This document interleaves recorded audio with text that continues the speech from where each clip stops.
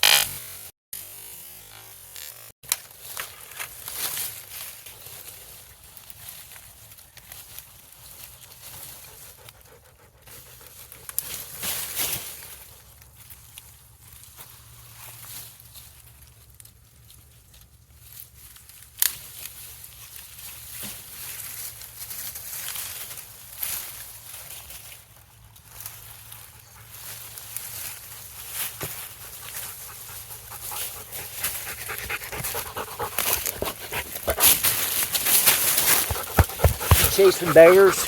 You're crazy, dude. You guys are crazy. Come on, let's get back up here. Come on.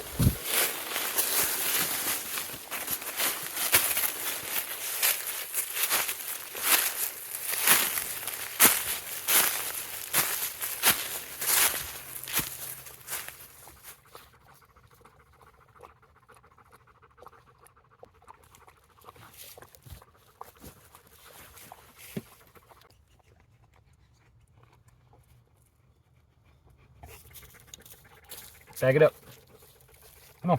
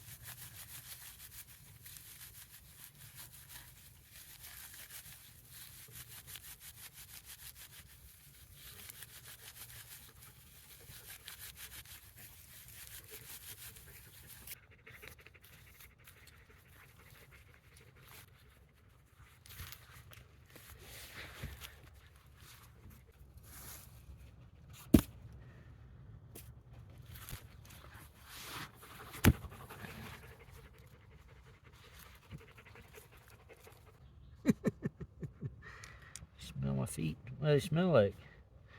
Pretty good? Clean them. What are you doing? Huh? You getting crazy? Oh, you're crazy.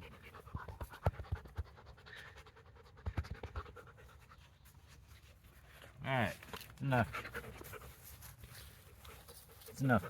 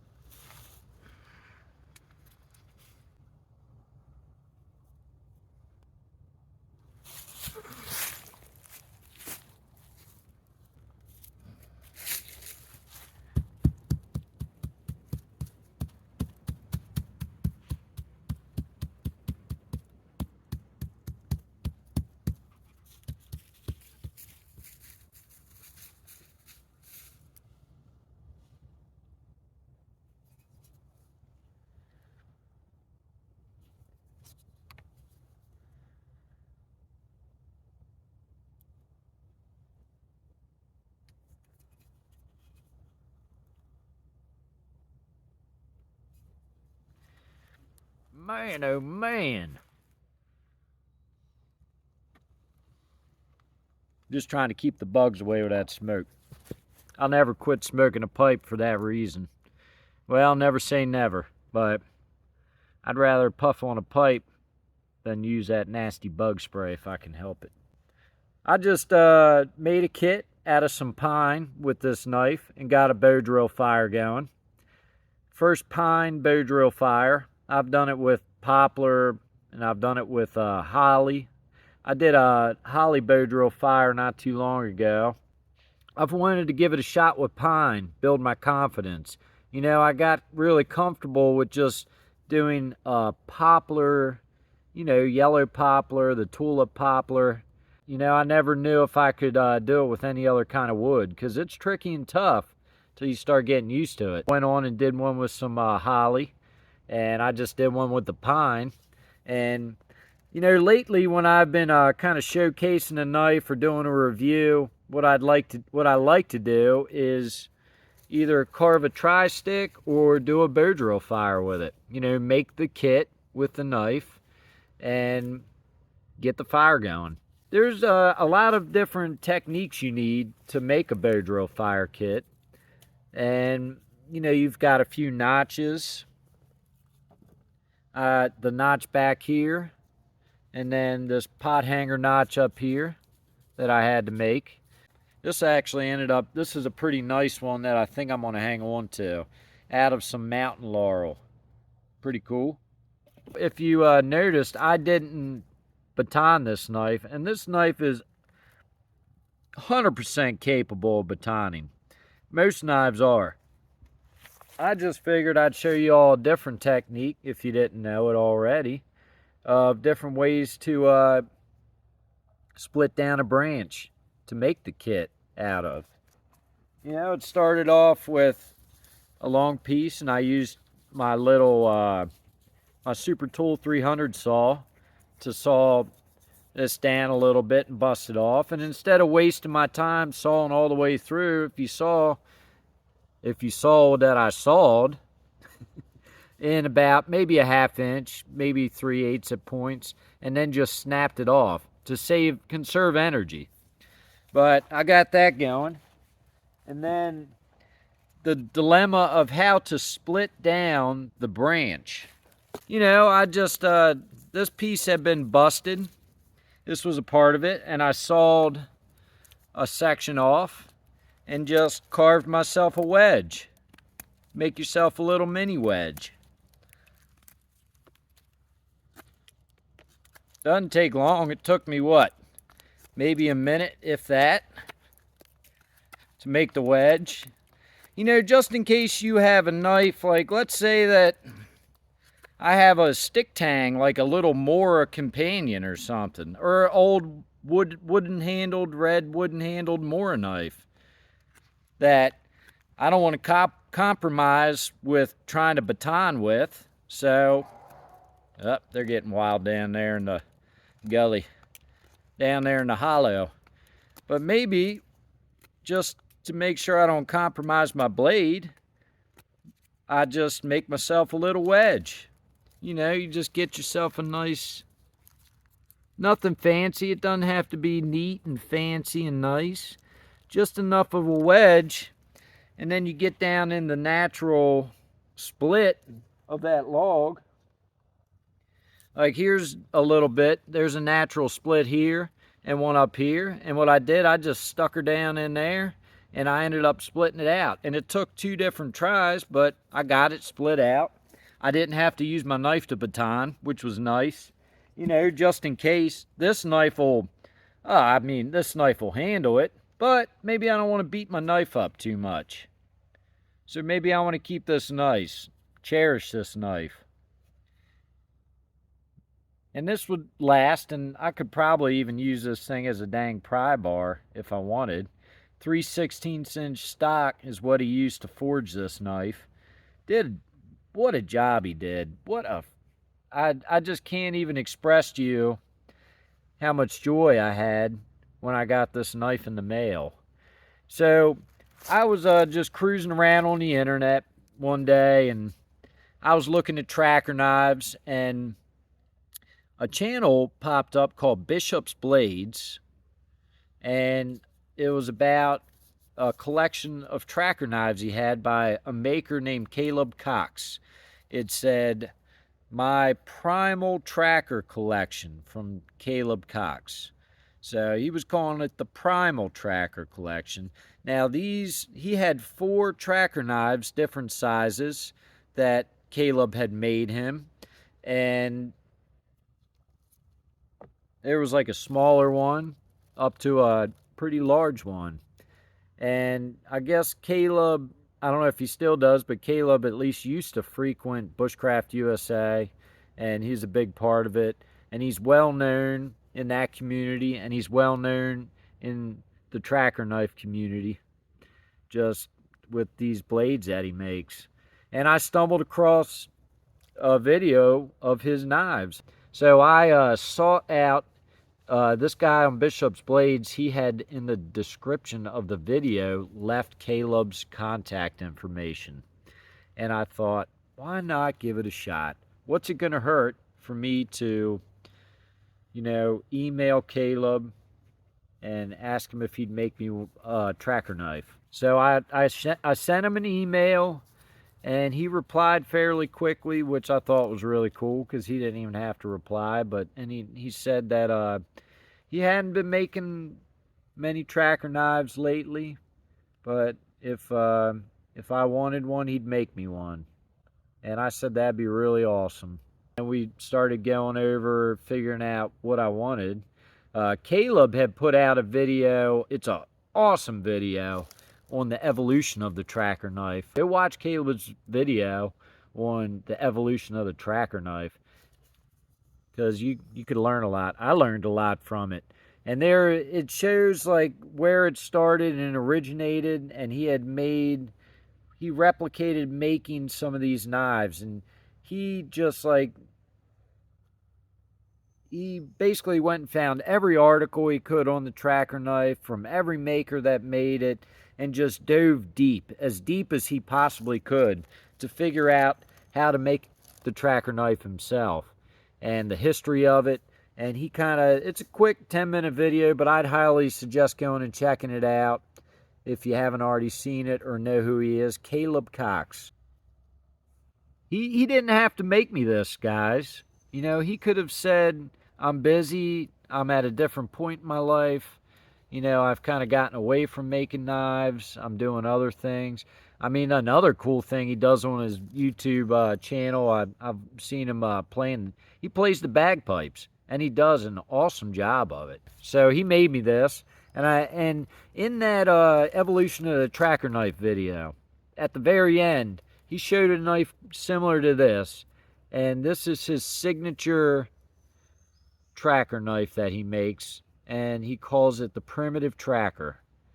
And he hand forges all of his blades. They're all done individually by hand. I don't know how long he's been making knives, but I'd put this up there, like this knife to me. And I have a lot of knives, and I use knives all day, every day. I look for things to use a knife for if I have a knife on me. But I'm always doing videos, and I'm always whittling and carving something or doing this or that. And no BS, I'd put this knife right up there with a William Collins knife, efficiency-wise. And if you don't believe me, I don't care. Whatever.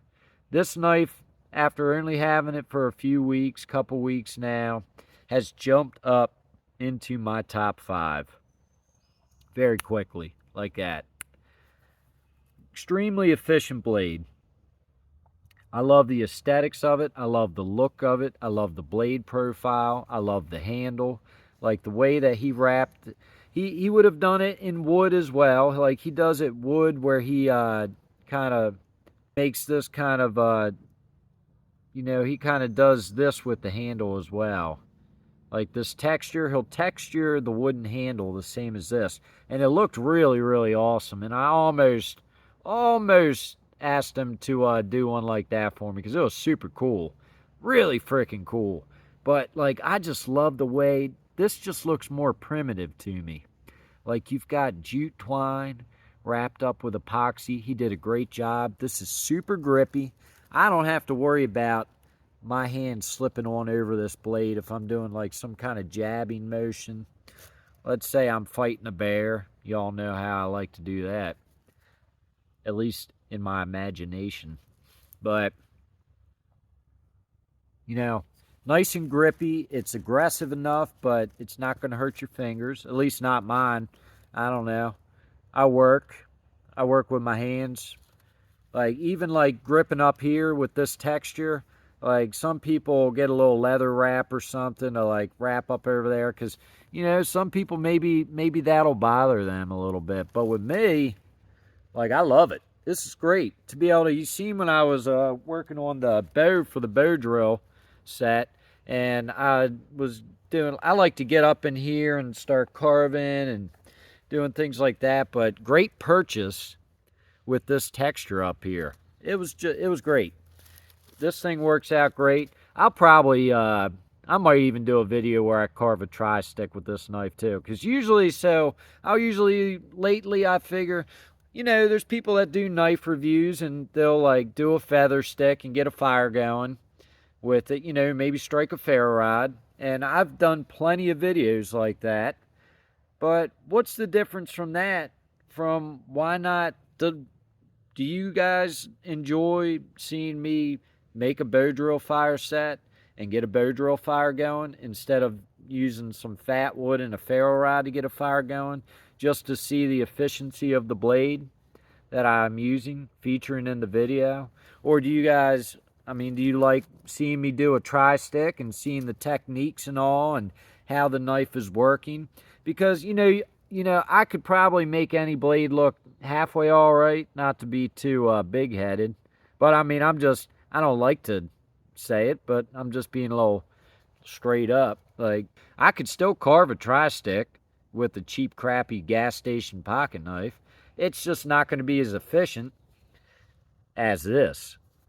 And I put this up there with a William Collins survival knife in a heartbeat. You know, this, I'm going to take this hunting this year. This is, you know, I'm saying that now, and, you know, things could change in between now and then, but I think this is going to be the knife I have on my side. It's slicey enough, it's durable enough. You could use this as a survival knife, bushcraft knife, defense. Use it for defensive purposes if you need be. And, you know, some people might be scared off that there's no finger guard there, but, you know, get yourself a nice grip, a nice purchase, and your hand's not going anywhere.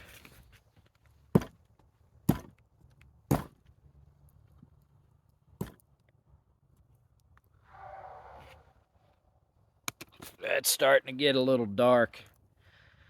Yeah, that sun's going down over the mountain. It's getting to be, holy cow, holy smokes, it's 8:15 this evening. Summer's almost here. It's almost bare 30. I better get this video wrapped up. I really love this knife. Really cool knife. Fantastic knife. Very efficient knife. Thank you so much, Caleb. I really, really like the knife. I can't express to you how much I like this knife. Super cool. I made this sheath for it. I did a video on it. I figured it was fitting to carving tool, a wolf's face. You know, a wolf will track you. This is a tracker, primitive. You know, man and wolves, we've been doing the thing together for thousands to maybe even 100,000 years, who knows. Long time man and wolf have been together, and now it's man and dog. But I figured it was fitting. And I did do this on purpose, where I've got the blade up so I can kind of pull it out, blade out. I'm working on another sheath that will be right side for if I'm not trying to get crazy. Actually, I got it here. I was working on stitching it a little bit earlier. Just going to be something little. You know, I got a couple little native style turtles there. A little bit of art. Going to do some whip stitching. Nothing fancy. Just something put on my side. Got a nice little bit of leather at the flea market this weekend. Got a good deal on it. I like this color. It's kind of like old-timey kind of style color, in my opinion. But, yeah, I guess I'm going to have to get wrapped up. Y'all are going to see more of this primitive tracker knife there for sure. Let me know down in the comments if you'd like to see this thing do a tri-stick. Little tri-stick action. Really cool knife. And I look forward to learning this blade. Here's a little piece of hardwood. Just watch. Let's see it. You know, I've been working with this knife. I haven't sharpened it back up after I worked on that bow drill set. Let's see how sharp she still is.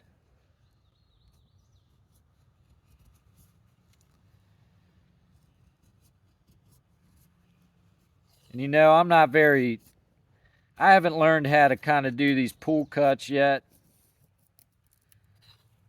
too well. I'll learn it.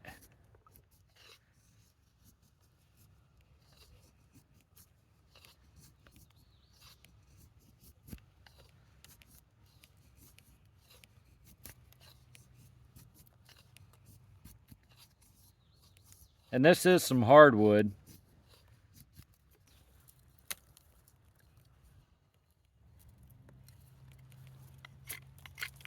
Not bad. Caleb, thank you so much, my friend. I'll cherish this knife forever and pass it down along the line. Down to my son and hopefully to his son. I appreciate y'all watching. Hope you enjoyed the video. I'll catch you on the next one. See ya!